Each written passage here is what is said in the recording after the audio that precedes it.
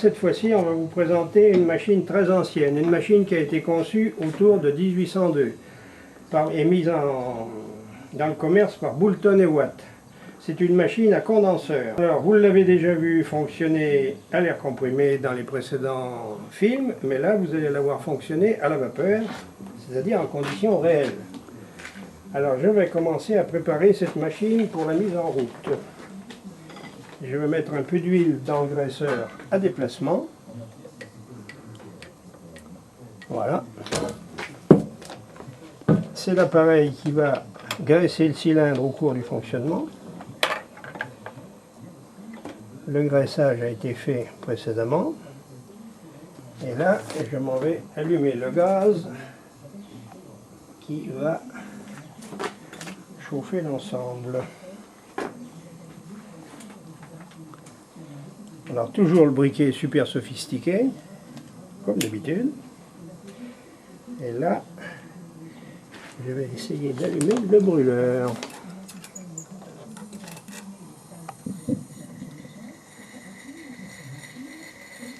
Voilà. Vas-y. Voilà, alors le brûleur est allumé, on peut voir la flamme bleue. Maintenant, on va attendre une dizaine de minutes et on va voir la pression et on va mettre la machine en route.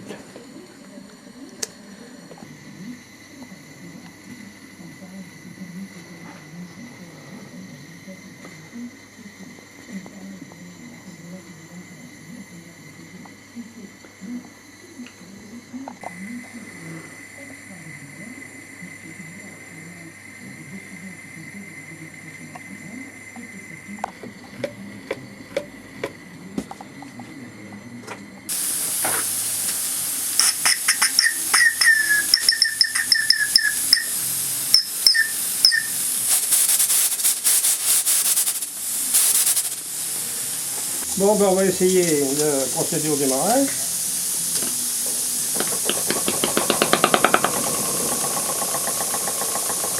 Et voilà.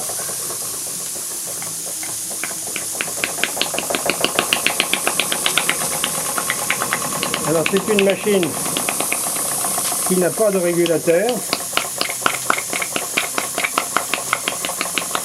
Donc il faut réguler l'arrivée par l'arrivée de la pression.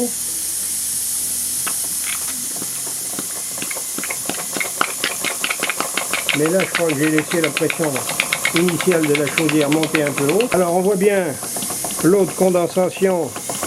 Ce réservoir est rempli d'eau froide, donc la vapeur va descendre, va sortir par l'échappement ici et rentrer dans le condenseur, se refroidir, descendre en dessous 100 degrés et la vapeur va se condenser.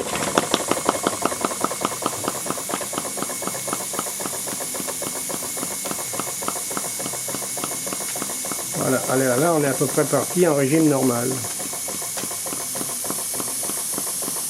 Alors ce qui est intéressant sur cette machine, c'est qu'elle a un tiroir ancien, très ancien, un tiroir qui est très long, qui assure l'admission et l'échappement du cylindre, mais c'est un système particulier à watts. Donc ces systèmes ont été abandonnés après avec les systèmes de recouvrement Stephenson et d'autres perfectionnements. Mais enfin c'est une machine qui est très très jolie et on voit bien que l'eau coule au fur et à mesure de la condensation. Alors là il n'y a pas de pompe mécanique alliée à la machine, je suis obligé de pomper avec la pompe manuelle. Voilà. Et là je prends de l'eau froide ici, je l'injecte dans la chaudière.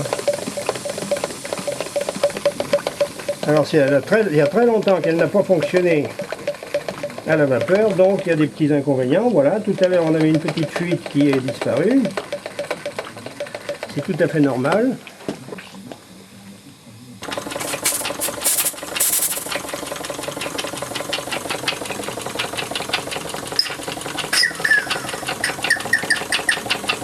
C'est bouché.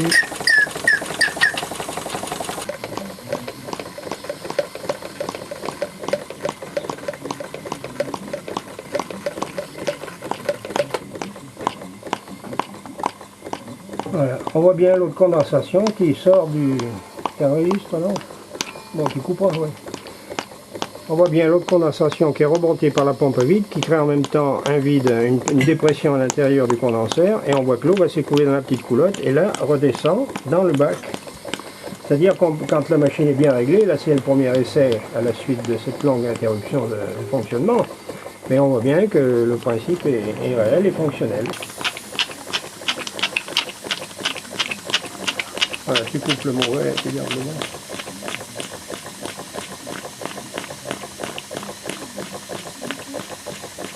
Et on voit bien qu'il n'y a aucun échappement de vapeur qui sort à l'extérieur.